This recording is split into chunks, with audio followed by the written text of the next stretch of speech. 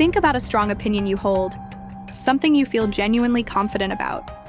Whether it is a political view, a taste in food, or a belief about how people should behave. Now honestly estimate what percentage of people around you probably agree with you on that exact opinion. Most people guess a surprisingly high number, often assuming a clear majority shares their exact view, even on topics where opinions are actually split almost evenly. Your own belief does not just feel true to you. It quietly convinces you that it must be the obvious, common sense position that most reasonable people would naturally arrive at too, simply because it feels so self-evidently correct from where you happen to be standing, without ever accounting for how differently the view might look from somewhere else. Somewhere your own daily life rarely gives you a reason to actually visit. Psychologists call this the false consensus effect. It describes the tendency to overestimate how much other people share your own beliefs, opinions, and behaviors.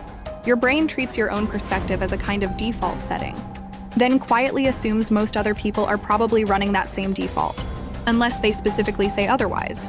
This happens because you spend far more time inside your own head than inside anyone else's, surrounded mostly by your own reasoning, your own justifications, and often friends who already happen to agree with you. That constant exposure to your own viewpoint makes it feel statistically far more common in the general population than it actually is, purely because familiarity was never a reliable substitute for an actual survey, no matter how confident that familiarity happens to feel from the inside. Researchers demonstrated this with a simple but clever experiment. College students were asked whether they would be willing to walk around campus wearing a large sandwich board sign carrying an advertising message.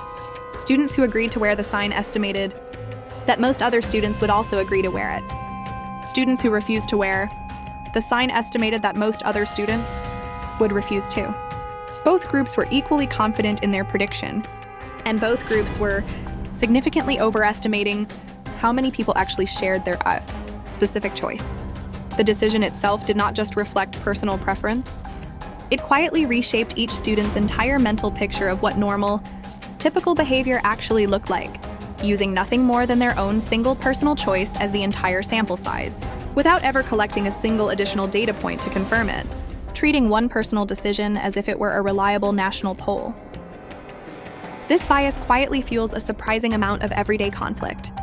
In arguments, each side often assumes they represent the reasonable, common sense majority, while the other person represents a strange, fringe minority, even when public opinion is actually closely split or leans the opposite direction entirely.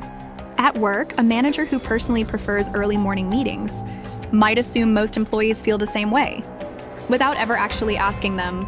Online, people surrounded by an algorithm feed full of others who already agree with them start to believe their specific opinion is the obvious mainstream view, when it may only be common inside their particular corner of the internet, a corner that was quietly curated to agree with them long before they ever noticed the pattern.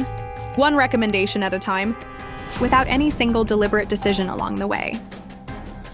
This bias becomes especially dangerous because it discourages genuine curiosity. If you already believe most people agree with you, you have very little motivation to actually go ask anyone what they think. You simply assume the answer, treat that assumption as settled fact, and move forward confidently, sometimes for years, without ever discovering that your supposed majority was actually a much smaller group than you believed. Entire communities, workplaces, and even families can operate for a long time under a shared silent assumption that everyone agrees on something, right up until someone finally speaks up and reveals that the imagined consensus was quietly hollow the entire time, leaving everyone involved wondering how nobody had noticed sooner, despite how obvious the gap seemed the moment it was finally pointed out, in hindsight, to everyone who had quietly assumed otherwise. The simplest way to fight this bias is to deliberately seek out actual data instead of relying on your gut feeling about what most people think.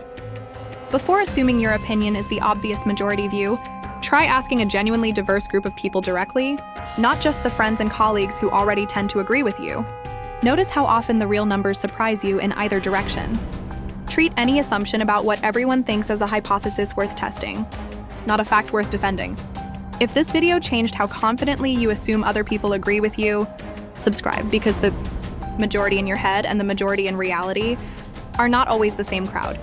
no matter how convinced you felt before you actually went and checked, since confidence alone was never proof of an actual majority.